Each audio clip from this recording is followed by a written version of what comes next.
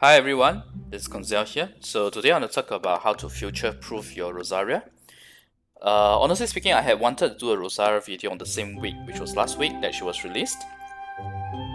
But I was actually going to do a video to say how underwhelming I found her to be, comparing to 4-star characters, not 5-star characters by the way. But I saw a lot of YouTube videos saying like, oh, she's great, she can do everything, and I was a bit puzzled, so I did a poll. And it seems like most people do think like what I think about her, which is the fact that she's underwhelming as a main DPS, and she's okay as a sub DPS. Not the best, but okay. And I'll go into detail on the sub DPS and main DPS factor and how then to future-proof her. So first off, let's talk about her as a main DPS. Oh wait, before that, let me just show the poll results. So this was the poll I did. There were 200 votes, thanks to all who voted.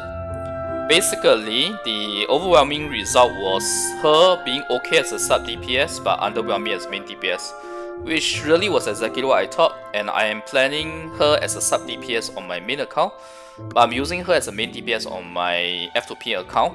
I have to say that she really doesn't fare as well, but there is a way to future-proof and make her better, and I'll talk about it in this video. So let's look at her attack percentages on her normal attack. Okay, sorry for the ad here. The normal attack at level 9 is close to 100% per hit, so that's not too bad. But the inherent problem I have with Rosaria is that her attack is really too slow for my liking for a polearm character. So let's say, to be accurate, let's use something like Crescent Pike. If you look at the attack speed of Crescent Spike without any attack speed boost, it's actually pretty slow. Especially the first 2 hits. Right, these 2 hits are really slow. The double jack is okay, and the rest of the hits are really slow as well, without any attack speed boost. This is also without C1 effect, because C1 effect is only after you crit, then you get the 10% attack speed boost, yeah? So I am spamming here. As a fair comparison, I am spamming the button. If you look at the bottom right corner, I am spamming it the best that I can, but it still feels kinda cumbersome. And by the way, I don't have the Chongyun effect active right now, but Chongyun is actually very good for giving her attack speed, but that requires C2 Chongyun. But okay, I'm getting ahead of myself. First off, let's change the weapon to Skyward Spine. Skyward Spine has a 10% attack speed boost and a crit rate 8%, along with a nice to have effect. Substat, a lot of people may not like it because it's energy recharge, but I actually think it's not bad because it allows you to go for like better stats on your artifacts, namely Elemental Mastery, attack percent, crit rate, crit damage. These are the 4 stats you want to get on her. Because in terms of future-proofing her, I'm going to talk about the build later. So first off, comparing the attack speed with just a 12% attack speed boost is really much better, especially the first 2 hits. To me, the first 2 hits are the ones that has the biggest difference, as well as the rest of the hits. Now, imagine if you couple that with Chongyun's 8% attack speed buff, which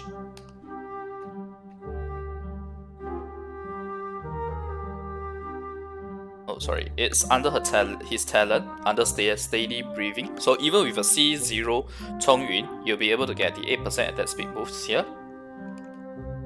Okay, so let's try that out.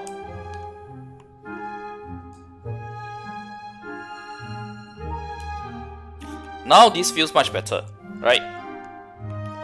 If you can't tell the difference, you can try slowing down the video and you'll know what I mean. On the first day of Rosaria being released, I also tested her Physical DPS. I tested her Cryo DPS.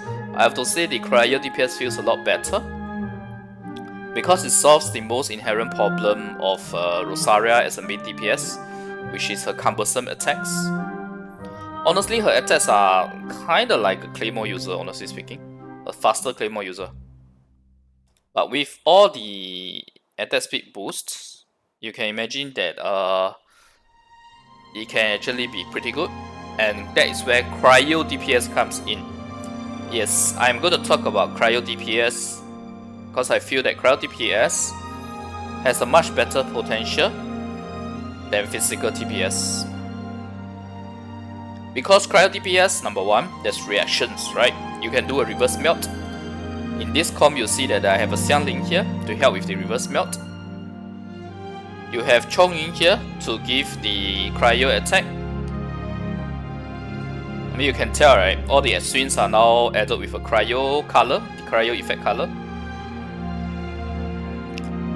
And by using Chongyun, you basically have a battery to help you with your burst as well, to get your burst up. Probably you want around 150, no probably, sorry. You want around 150% energy recharge to make sure that you can always burst on time. But given the fact that Chongyun, if you do have C2 Chongyun, is actually going to help a lot, because it's going to help her DPS a lot, because it reduces her elemental skills and elemental burst by 15% cooldown time. So originally her burst was 15-second cooldown, right? With a 15% reduction, we are talking about reducing it to like 12 seconds, 13 seconds. So it's really good, especially considering if you have C2 Rosaria, which basically allows her burst to last for 12 seconds. So you can perma burst if you can keep the energy upkeep, which is why I like Skyward Spine. For the attack speed buff, the crit rate buff, the energy recharge, all of it beautifully creates a situation where Rosaria is able to continually burst every 12 seconds, together with C2 Chongyun, obviously. So you kind of need C2 Chongyun and C2 Rosaria to optimize this, but you don't need them to do a Cryo DPS comp. A Cryo DPS comp is simply done via having a C0 Chongyun. Okay, so this is why I think Cryo is really good. And then you look at the other options here, you have Xiangling. Xiangling, I think I don't need to cover too much about her. She's a great sub DPS, the way her Guoba works as well as her Pyronado. It's actually a very good enabler for the reverse melt on Rosaria. And then you have a animal character, which is really there for the VV set. And also, since the VV set decreases the opponent resistance by 40%, and if you are Cryo DPS, it reducing 40% cryo, is very, very good. Okay? Even in its negative resistance, it's still a minus 20%, which means a plus 20% damage boost. If you happen to fight someone who has high cryo resistance, you'll still be able to, the damage difference is going to be even bigger. It's going to be a 40% difference. Not to mention, Sucrose also has abilities that give her Elemental Mastery to the team, right? If you have a fully built Sucrose, the Elemental Mastery will help your reverse melt comp a lot. Very, very significant boost. Now, other than Sucrose, okay, I'm basically going to the comp now, the team comp options for the Cryo DPS. Other than Sucrose, there's no harm using Venti, because Venti has good CC and also the VV effect. The only problem is Rosaria's normal attack, some of them may not be able to hit during the Venti's burst effect. Your burst is still able to, if I'm not wrong.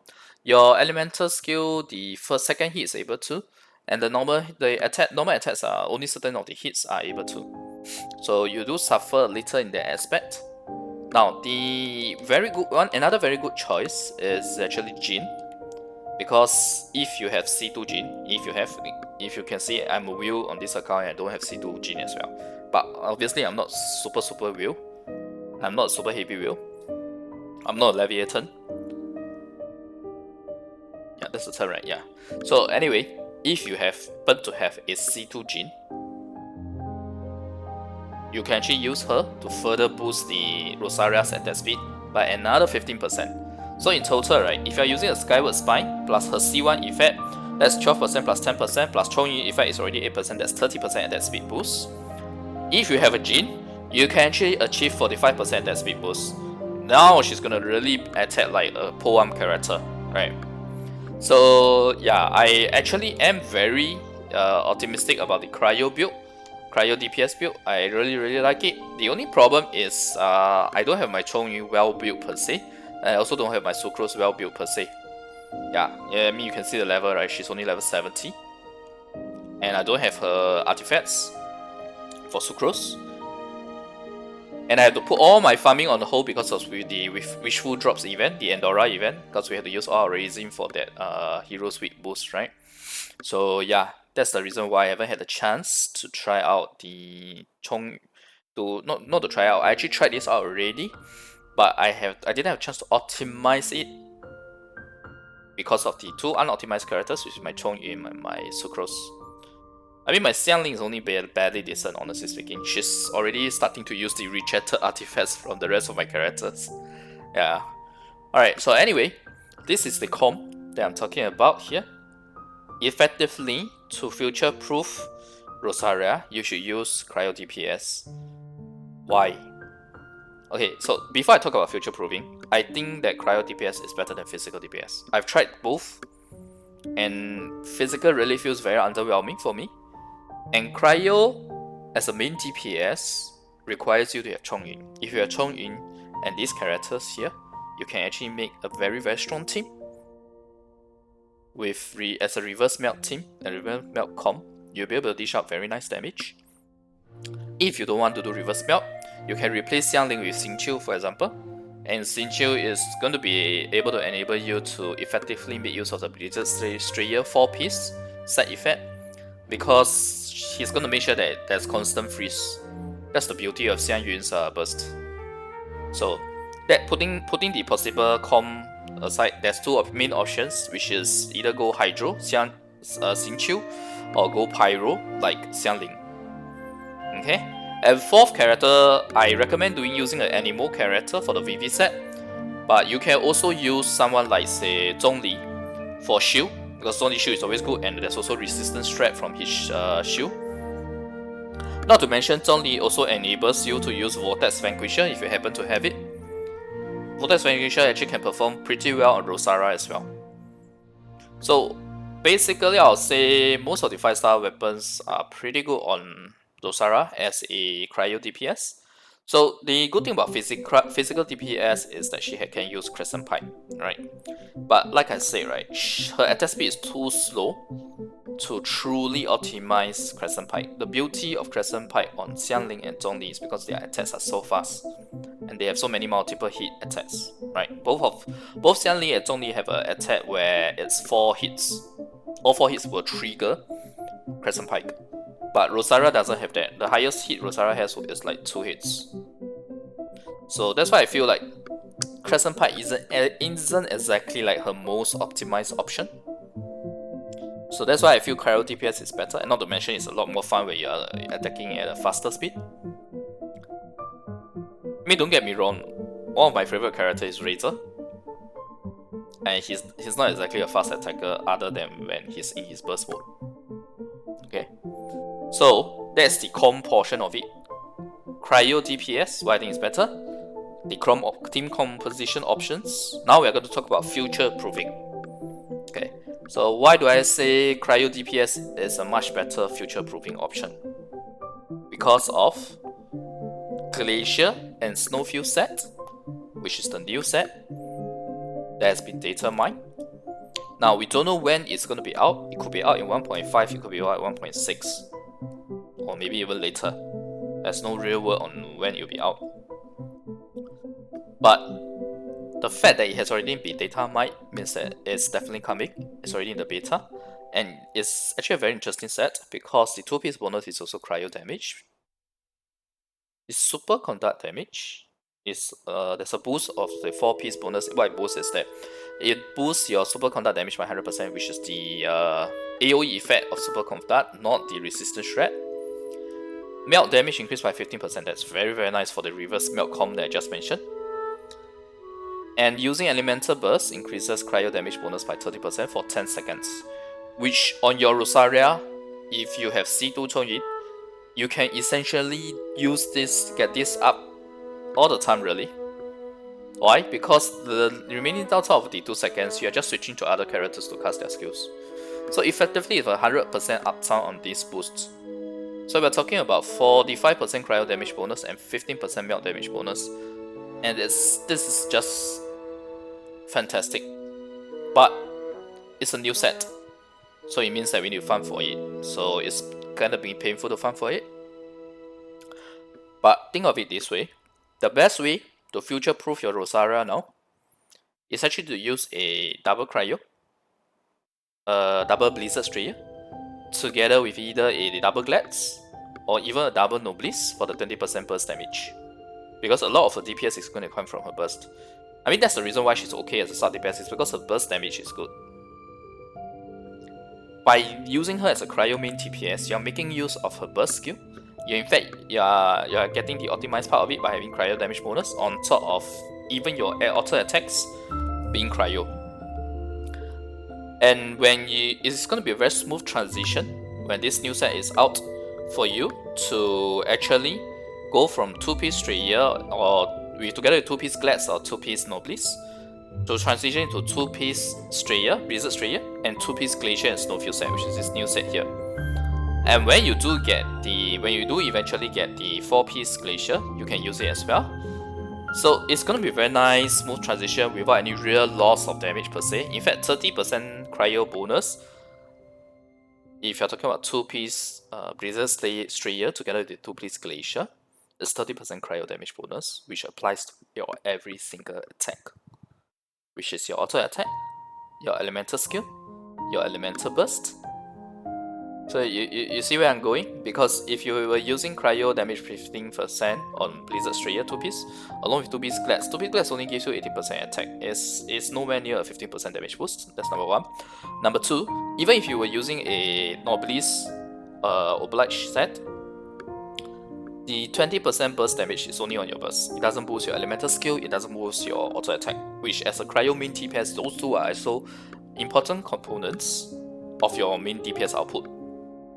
So the 2-piece Glacier and 2-piece Strayer is going to be very nice. In fact, you can keep using 2-piece Glacier, 2-piece Strayer as well if you don't want to go farm further for 4-piece Glacier, because 2-piece Strayer together with 2-piece Glacier is going to be your best option and makes your character, your Rosaria, very flexible in terms of whether you're using her as a sub DPS or using her as a main DPS. In fact, if you're using Skyward Spine as the main weapon, which I am going to do, you don't even need to change any weapons or artifact when you are switching to her as a sub DPS or a main DPS. She's going to be as easy as just slotting her into the respective team composition. That's it. So that's why I say this is where the beauty of Cryo main DPS comes in future, when the Glacier and Snowfield set artifact is out. It will actually allow Rosaria to be such a flexible character that you don't even need to change her artifacts and her weapon. You can actually make them work both as a main DPS and a sub DPS. And not to mention, the main DPS Cryo comp is going to give you that attack speed boost enough such that it kind of overcomes the innate problem of a physical DPS, which is the slower attack speed. The nature of a slower attack speed and the low hit counter of her entire set, her auto attack set. So this is the reason why I say I really like the Cryo DPS for Rosaria. And it's going to be what I'm going to try to build and go for. In fact, I already have 2-piece. I am already using 2-piece Blizzard Strayer together with 2-piece Nobliss Oblige and Skyward Spine. I'm just going to gradually transition to the Glacier set when it's out. I'll try to go for 4-piece Glacier. In the meantime, I'll try to build up my Chongyun and Sucrose once the Visual Drops event is over, so that I can then have a nice working comp. And don't forget that the comp that I just showed you guys, it is completely 4-star. You don't need any 5-star characters. You just need Xiangling, Sucrose, Rosaria, Chongyun. So it's very manageable if you are an F2B player who have started playing the game since it was out, or at least early in like September or October. By now you more or less will have these characters, just that they are not high constellation, for example. And you don't need high constellations for them to work. It's just that with the C2 Chongyu and C2 Rosaria, it's going to be a lot more optimized. But you don't need them to work. That's what I'm trying to say. Alright. So all in all, I'll say Rosaria actually has a potential to be a very good future-proof character, and this is how you should future-proof her, so that she will become a very viable option in future once the Glacier and Snowfield set is out. So anyway, the video has actually gone on longer than I wanted to. I think I've been talking too much, but I hope it covers all the areas that I have wanted to cover to you guys, which is to bring forth the point of Cryo versus Physical DPS, what are the Cryo composition options, future proving her in terms of weapon and artifacts. So I hope the content has been helpful to you guys. If you like the content, remember like the video and click subscribe for more, yeah? Alright, thanks everyone for watching, bye!